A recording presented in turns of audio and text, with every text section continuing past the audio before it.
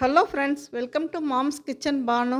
இன்றைக்கி வெளியில் நல்லா கிறிஸ்பியாக நல்லா டேஸ்ட்டாக உளுந்து வடை எப்படி செய்யலான்னு தாங்க பார்க்க போகிறோம்.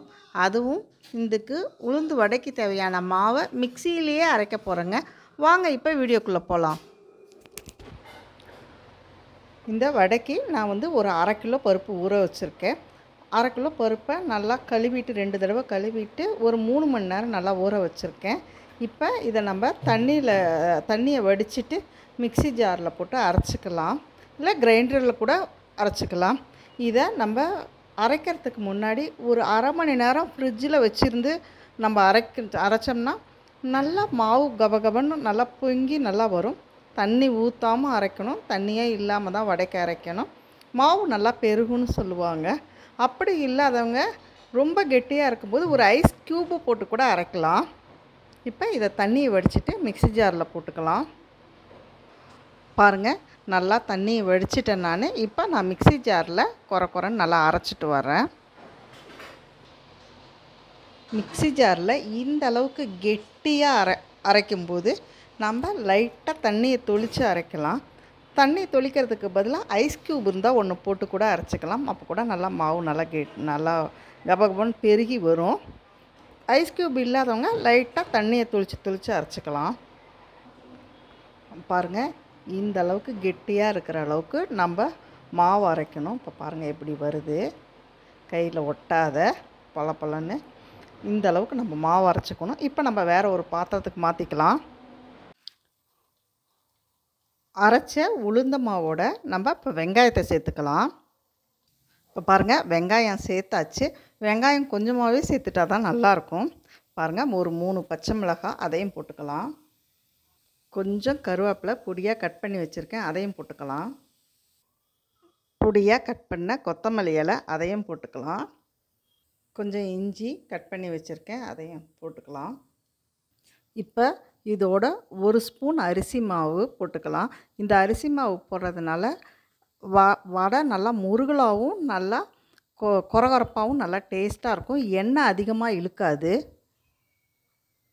இதோட இந்த வடைக்கு தேவையான அளவு உப்பை போட்டு கலந்துக்கலாம். முதல்ல நல்லா வெங்காயத்தோட நல்லா உப்பை நல்லா பிசைஞ்சிட்டு அதுக்கப்புறம் மாவு மேலே பிசையணும். அப்போ தான் வெங்காயத்தில் உப்பு ஒட்டும். மாவு நல்லா பிசைஞ்சிடணும். பாருங்கள், மாவு இந்த பதத்தில் நல்லா பிசைஞ்சுக்கணும். பாருங்கள், நல்லா கெட்டியாக இருக்குது. வடை போடுறதுக்கு ஏற்ற மாதிரி இந்த லெவலுக்கு நல்லா பிசைஞ்சிடணும். இப்போ நம்ம வடை செய்கிறதுக்கு வானலில் எண்ணெயை சூடாக்கிக்கலாம். எண்ணெய் நல்லா சூடாக்கணும்.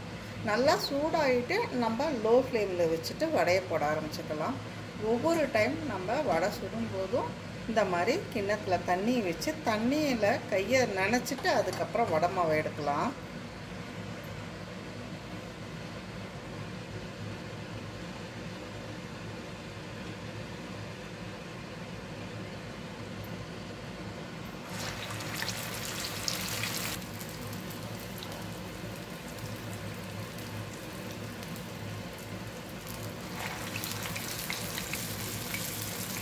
இந்த மாதிரி ஒரு கையில் தட்டிட்டும் ஒரு கையில் போடலாம். இப்போ இந்த மாதிரி வச்சுட்டு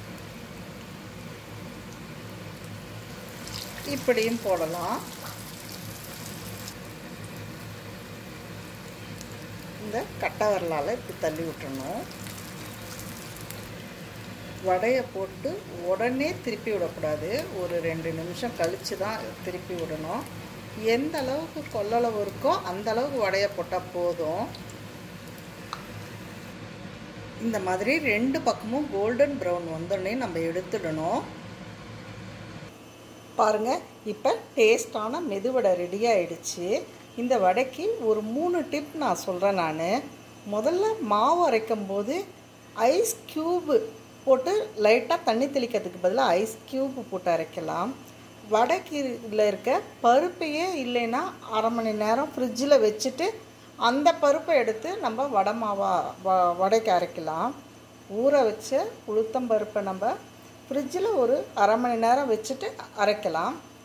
செகண்ட் டிப், நம்ம மாவு கலக்கும்போது 1 ஸ்பூன் அரிசி மாவு போடும்போது நல்லா கிறிஸ்பியாக நல்லா மொறு மொறுன்னு வரும்.